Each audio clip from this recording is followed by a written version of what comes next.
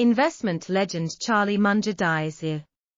On Berkshire Hathaway's official website, Buffett says, without Charlie's inspiration, there would have been Berkshire could not have reached the position it is in today.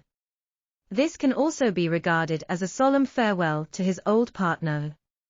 Originally, another month, January 1st next year will be my 100th birthday. This is a life that spans an entire century. If in this long life, what thoughts did Charlie Munger leave behind? I can't explain it clearly in just a few words. To know, the old man is called a walking encyclopedia. Read countless books in a lifetime, covering a wide range of topics. For example, misjudgment psychology's multiple thinking model, the lattice theory of investing. But they are all from the cowardly blind grid.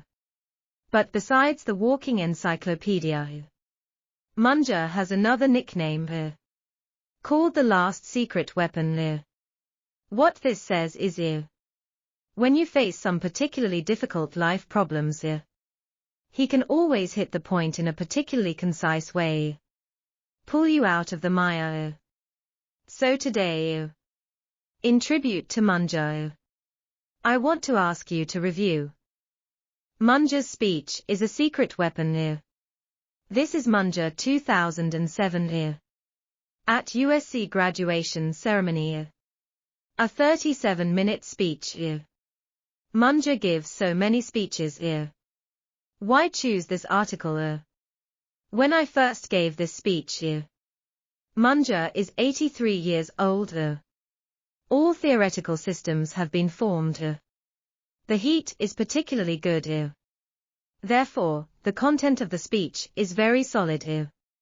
Secondly, it's because of the end of this speech. Munger once said something profound. Call my sword to be passed on to those who can wield it. You can experience it. Does this sentence particularly fit today's mood? Before entering into the specific content of the speech, I would like to first ask you to observe Munger's speaking style. We can divide the speeches on the test paper into two types. The first is called a preacher's speech. In other words, they promote their theories like sermons. This freedom has a subtext. It's like the person giving the speech seems to have grasped the truth. Master the truth about the world. Their goal is to constantly expand their world. Let more and more people accept your point of view.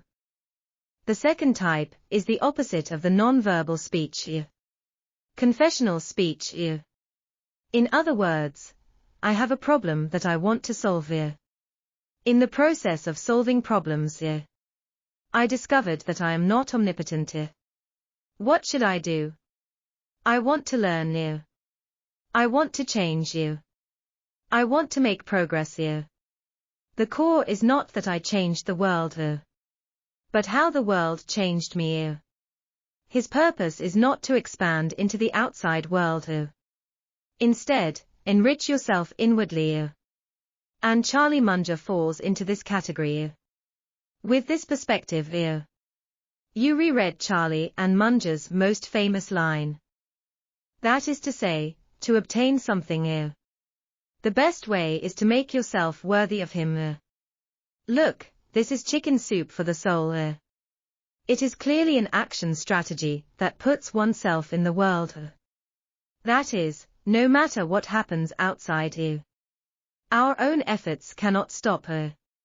With this perspective, let's officially enter the content of the speech. Special reminder. The full text of the speech is attached at the end of the manuscript. You can check. Can also be forwarded. And next. I want to watch a movie like a movie. With a magnifying glass. Let's take a look at the most critical sentences together. The first sentence is Gaining wisdom is a moral responsibility. According to Munger. These words actually have the connotation of Confucius. But many people may find it strange. Wisdom and morality. This is a two-dimensional thing. Why is it a moral responsibility to acquire wisdom? To answer this question, we must first know how Munger defines wisdom. Not IQ. Not emotional intelligence either. I think Munger's definition of wisdom better described by another word. It's called complicated. Wisdom means complexity. A person's wisdom grows. It is an ever-increasing process. Look at a person's accumulation of theoretical knowledge. In fact, it was already completed in college. Where will the subsequent growth occur? It was after he entered society.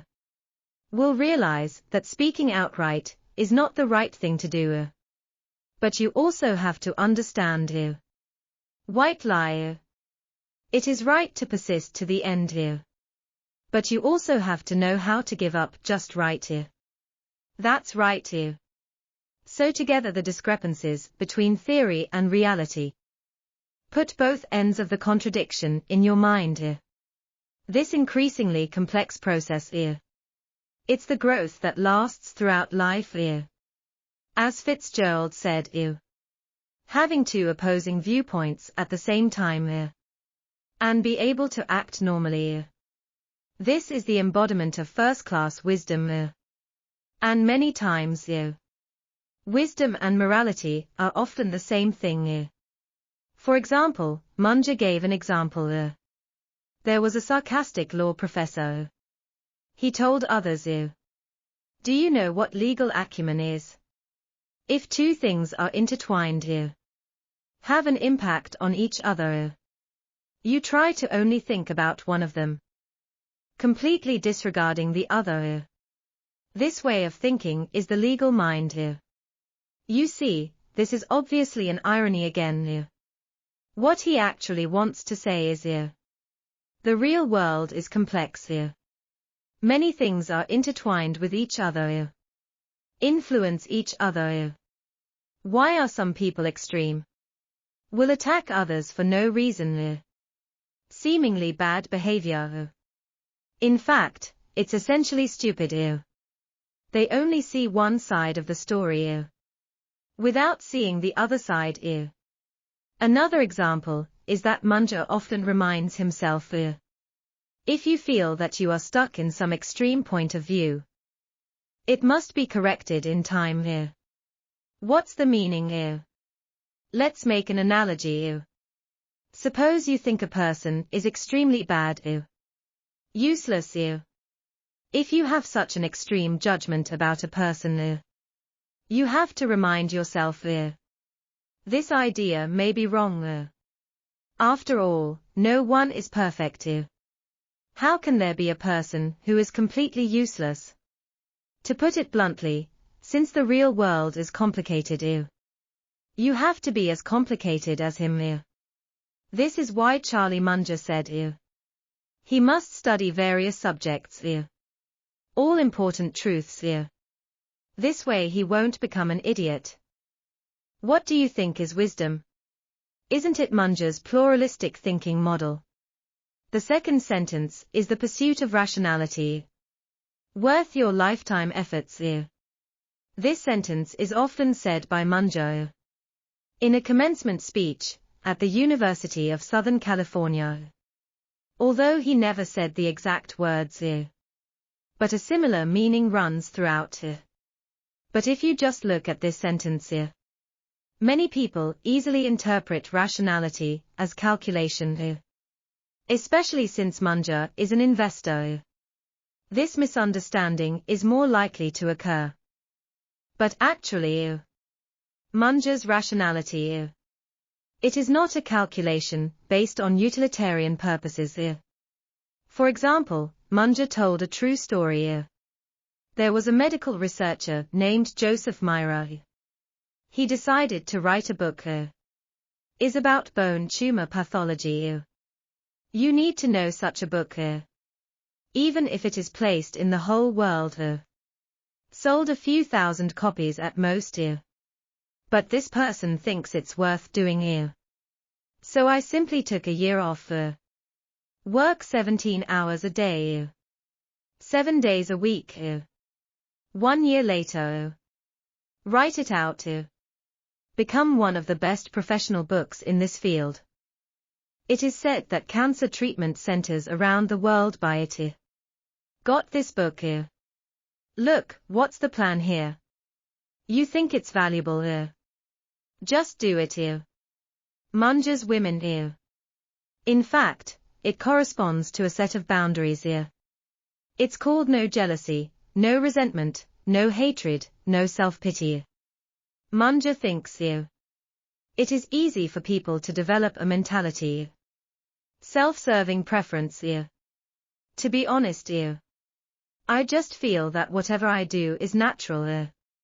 Such as self-pity. Feel very unfortunate. This mentality seems to be normal. But Munger thinks. Once you fall into self-pity, people can easily fall into paranoia. Just imagine the state of a person being fucked by Sister Xianglin. What else do you think he can accomplish? What other problems can be solved? According to the blind point of view. Get rid of self-pity. This is a mental health issue. No matter how bad things happen to you. Avoid self-pity. How to avoid. You can send yourself a card. I was touched by your story written on it. I've never heard of anyone as unlucky as you. Just feel self-pity. Just send yourself a card. To remind myself to get rid of this state. Return to the other items as well. Not jealous, not serious, not hateful. What they said. In fact, it's all the same thing. This is what Charlie Munger often said, as long as you don't go crazy. You can surpass most people. The third sentence I want to say today. It is by maximizing the unevenness that you can achieve miraculous results. It may sound a bit abstract at first glance. For example, let me ask you a set of questions. How does a team win? How does a good investment strategy come about? As well as, how is a great product designed? At first glance, these questions appear scattered. But there is actually a unified answer behind it. It's just not average. For example, teams are made because there are always better players. They will have access to more resources. Becoming more and more powerful. Be the key to victory. Another example is the reason why good investment strategies exist. It's because we eliminated bad strategies. The reason why great products are great. By weeding out other mediocre ideas. At first glance, this principle seems simple. But what Munger wants to remind is that you have to keep doing this. To put it bluntly, as we said before, a theory that Berkshire once said. Life is a multiplication problem. You just keep making a variable bigger. Even if it's just a little progress every day. Cumulative effect. Like on a multiplication problem. Multiply by a larger number. The result will be doubled. Well, let's talk about Munger's speech first. If you want to know more about Munger's thoughts, I've put together books about Munger. Put it in the description column below. Or you can click on the link on the top right here. Listen to more of his life wisdom and investment ideas here. Finally, back to Munger's point of view. Having said so much, we actually still elicits a subtext that runs throughout. This is life. In fact, it is caused by many seemingly inconspicuous things. Changed. As Voltaire said, what is really tiring is not a mountain in the distance, but a grain of sand in the shoe. probably as an adult. There is a high probability that you feel something about this statement. That's right. Many of the challenges we face are not stormy seas, but seemingly ordinary daily life. You can guarantee that you will never make a mistake than most people. As Munger said, the pursuit of rationality is worth a lifetime of effort. Finally, summarize. From Munger's speech we 3 life suggestions compiled.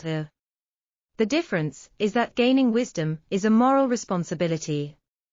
The pursuit of rationality is worth a lifetime of effort. And taking unevenness to the extreme can often have miraculous effects. Thanks, bye.